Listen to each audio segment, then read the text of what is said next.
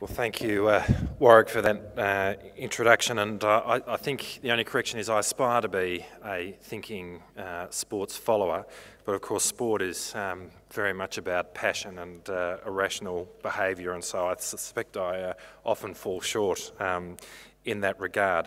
Can I thank Warwick for that kind introduction?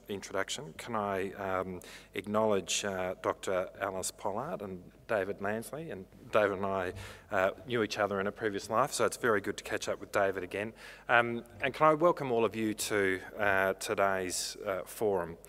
Can I also start by acknowledging the traditional owners of the land on which we meet this evening, the Wathaurong people and their elders past and present. As we talk about a very pressing issue in international terms, the question of whether food is for only those who can afford it, or is it a human right? And in Warwick's introduction, he talked about, in a sense, the conflicting tensions about this in relation to the number of people throughout the developing world who are struggling to make ends meet in terms of having enough food, whilst at the same time we have really an obesity epidemic in many Western countries, and particularly here. And indeed, I met with a prospective hearse manufacturer in Geelong and was told the disturbing stat in this regard, that the weight of deceased people in Australia has increased by 30 kilos in the last 10 years, which says something about where the direction of our health is going. The One Just World seminars run by World Vision are proving a great way of bringing important subjects such as this that affect us all into the public arena. And food affordability is something we can all relate to, so I suggest that there are some simple answers to today's questions.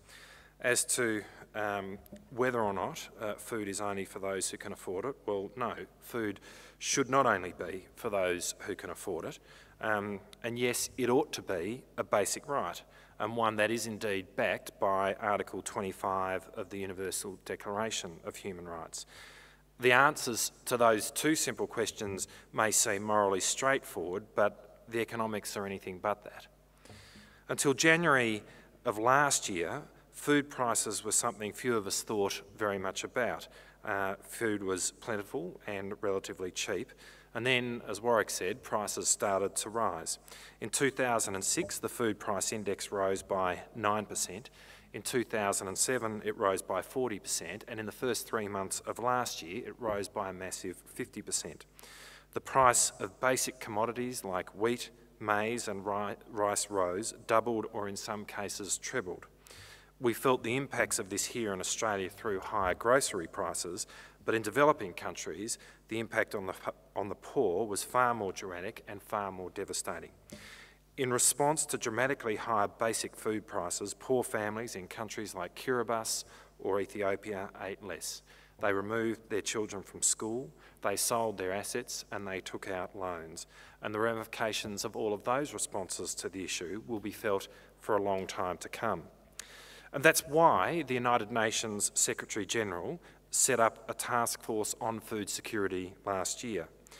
It's made up of the heads of involved United Nations specialised agencies, funds and programs, the Bretton Woods institutions and relevant parts of the UN Secretariat. The task force mandate is to promote a unified response to the global food challenge and coming up with a plan of action to help eradicate extreme poverty and hunger, which is the target of the Millennium Development Goals. What we didn't know when the task force was set up in April last year was just how serious the global financial crisis was to become. Reduced global growth in 2008, coupled with high food prices, has already pushed more people into poverty and made the lives of people who were already poor immeasurably worse. Last year alone, the number of people who were malnourished grew by 75 million. And the World Bank estimates that spikes in food and fuel prices pushed 100 million additional people into deeper poverty.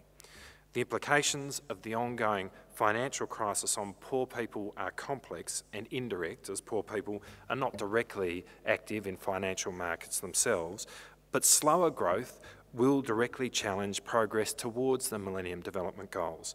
It will jeopardise the jobs and livelihoods of the poor.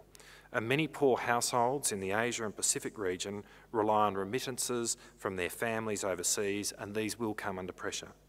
Preliminary data already indicates falling tourist arrivals to the Pacific, where tourism is the key driver of economic growth. And high financing costs and slowing growth will reduce tax revenues and make it harder for governments to finance health, education and social spending.